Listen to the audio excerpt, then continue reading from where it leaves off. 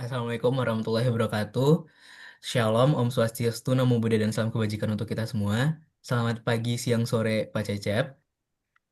Oke, berikutnya untuk lokasi yang kita pilih sendiri adalah di utara dari Jepang. Di sini kita menggunakan 10 stasiun, Pak, di mana stasiun yang kita gunakan itu tersebar di berbagai tempat yang ada di utara tempat tersebut, yaitu ada stasiun JB J848, J001, J779, J850, J101, J103, J851, J778, J849 dan juga G201.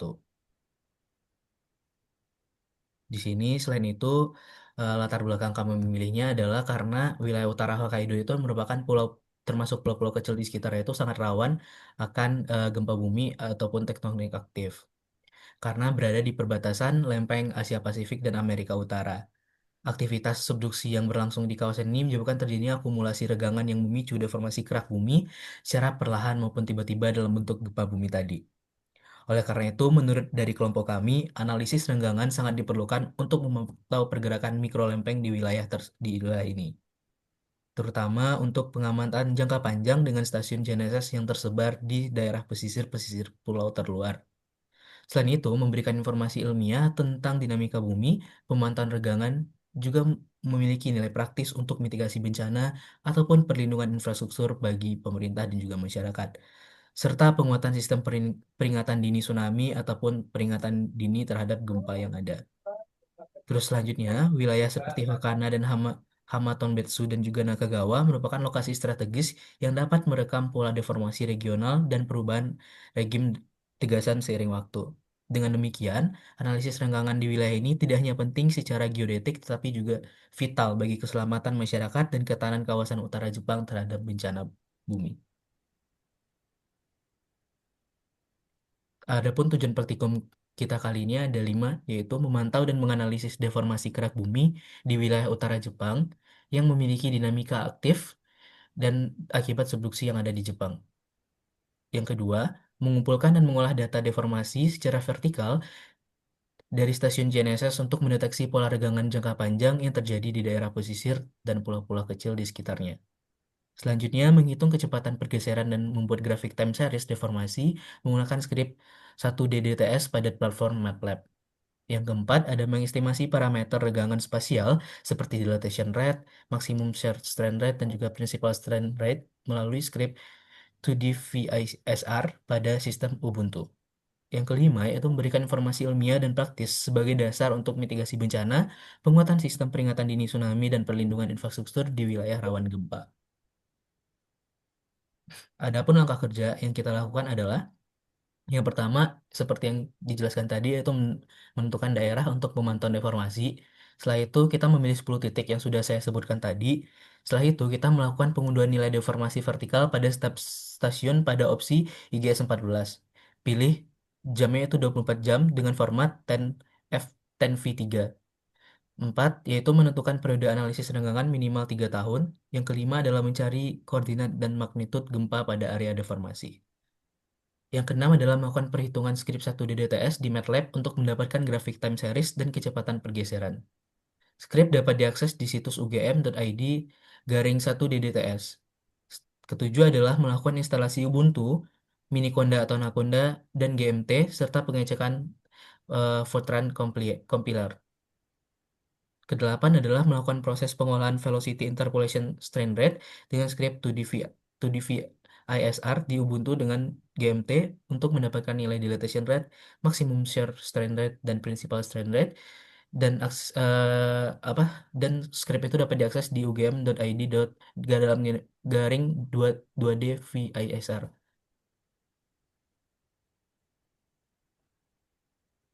Berikut untuk Kemudian pengolahan. ada bagian pengolahan. Bagian pengolahan menggunakan skrip seperti berikut.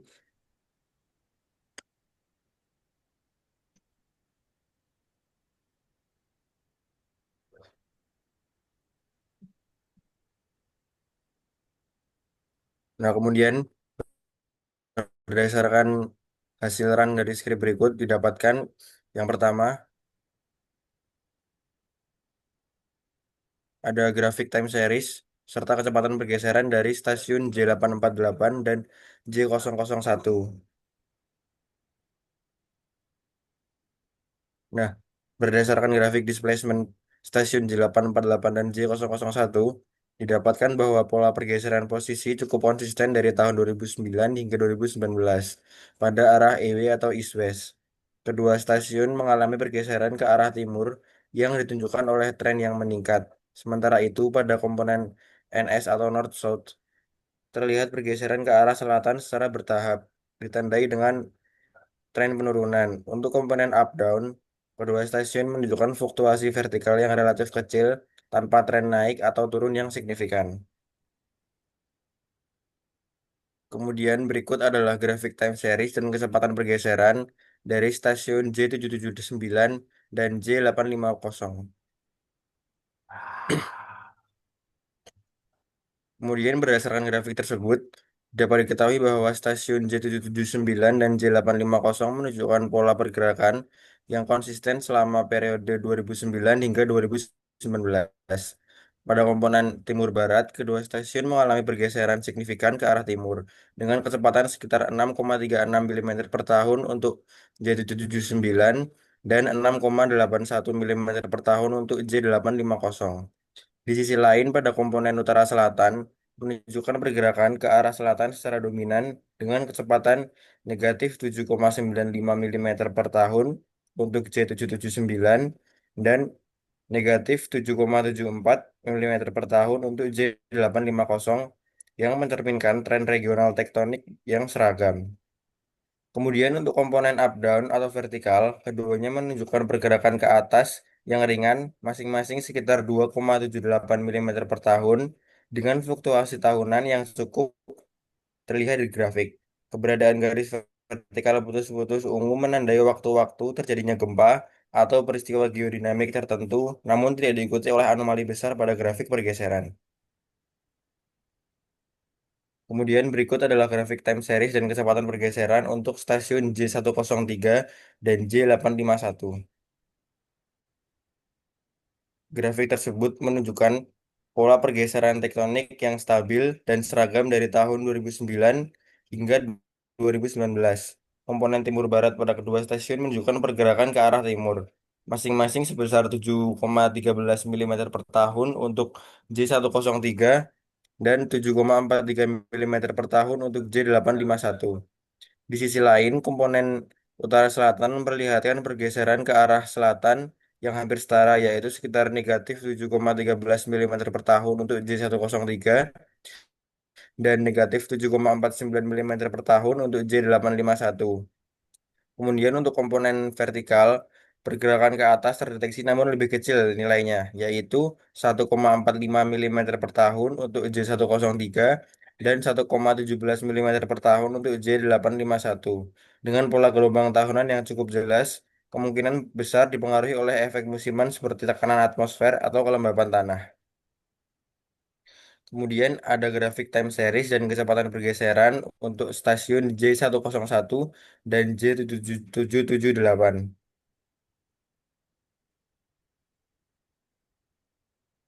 Nah, grafik time series ini menunjukkan bahwa kedua stasiun mengalami pergerakan dominan ke arah timur dan selatan dari tahun 2009 hingga 2019. Komponen EW menunjukkan tren positif dengan laju pergeseran relatif konsisten menuju timur. Sedangkan komponen North-South mengalami penurunan yang stabil menandakan pergerakan ke arah selatan. Pola ini mengindikasikan vektor gerak horizontal yang konsisten dan linear akibat aktivitas tektonik regional. Kemudian pada komponen vertikal, kedua stasiun menampilkan fluktuasi yang cenderung acak di sekitar garis nol, tanpa tren menaik ataupun menurun yang signifikan. Hal ini menunjukkan bahwa deformasi vertikal pada kedua lokasi relatif kecil dan kemungkinan dipengaruhi oleh variasi musiman atau noise lokal. Secara keseluruhan, arah dan laju pergeseran dari J101 dan J778 serupa, yang mengindikasikan bahwa keduanya berada dalam satu blok tektonik yang bergerak seragam. Data ini penting untuk mendukung pemodelan strain dan monitoring deformasi kerak bumi di wilayah tersebut. Kemudian yang terakhir ada grafik time series dan kecepatan pergeseran dari stasiun J849 dan G201. Berdasarkan grafik time series tersebut, dapat diketahui bahwa pola pergeseran tiga arah dari stasiun GNSS J7 J849 dan G201 mengalami pergeseran ke arah timur sebesar 8,93 mm per tahun untuk stasiun J849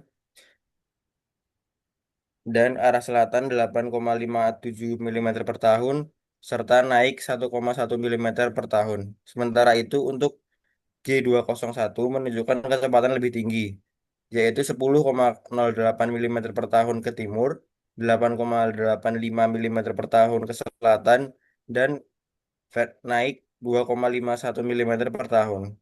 Pola pergerakan yang konsisten menunjukkan adanya deformasi tektonik yang signifikan akibat subduksi lempeng di wilayah utara Jepang. Garis ungu vertikal menandai kejadian seismik besar yang kemungkinan mempengaruhi pola deformasi vertikal ataupun horizontal secara temporer. Data ini menjadi landasan penting untuk perhitungan regangan dan pemodelan risiko bencana di wilayah tersebut.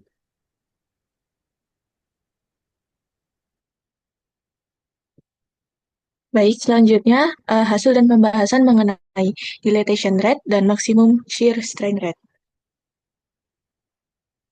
Dari gambar tersebut dapat dilihat bahwa pada bagian sebelah kanan atas, gambar menunjukkan warna putih, yang artinya nilai dilatation rate mendekati angka 0. Kemudian semakin ke kiri, nilai tersebut menunjukkan warna yang semakin merah, yang artinya nilai tersebut semakin negatif, yaitu mencapai minus 200. Plot dilatation rate tersebut dilakukan untuk memvisualisasikan tingkat perluasan atau penyempitan suatu wilayah setiap tahunnya. Dari hasil dilatation rate yang didapatkan, terdapat gradasi warna putih ke merah. Warna putih pada wilayah kanan atas tersebut menunjukkan nilai laju dilatasi yang mendekati nol. Hal ini artinya pada wilayah tersebut tidak terjadi perubahan volumetrik secara signifikan dan cenderung konstan, sehingga tidak ada perluasan ataupun penyempitan secara volumetrik. Kemudian, pada warna merah pada wilayah kiri menunjukkan bahwa nilai laju dilatasi negatif. Hal ini artinya pada wilayah tersebut terjadi pengecilan atau penyempitan secara volumetrik. Warna merah yang pekat menunjukkan laju penyempitan yang tinggi hingga minus 200 nanostrain per tahun. Kemudian yang selanjutnya adalah maksimum shear strain rate. Nah, pada bagian kanan, warna yang ditunjukkan adalah warna biru, yang artinya nilai tersebut mendekati 0.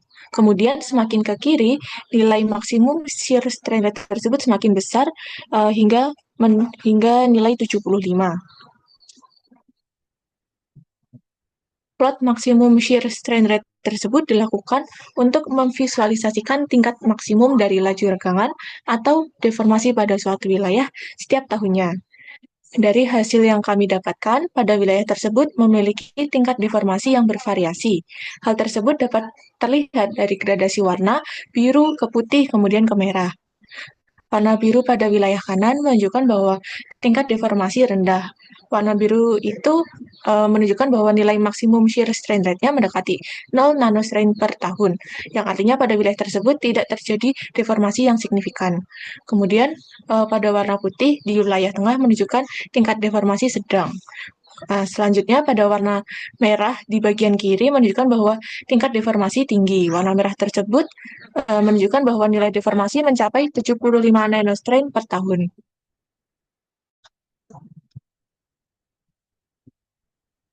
Kemudian kesimpulan, berdasarkan final project yang sudah kami lakukan, dapat diketahui bahwa data dari stasiun GNSS dapat dimanfaatkan untuk memantau deformasi kerak bumi pada wilayah utara Hokkaido dalam periode pengamatan jangka panjang.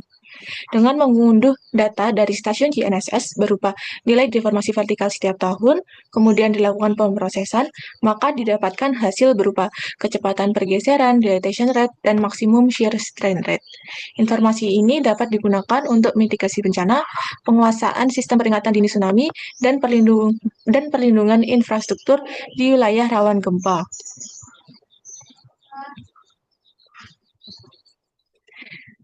Sekian presentasi final project dari kelompok kami.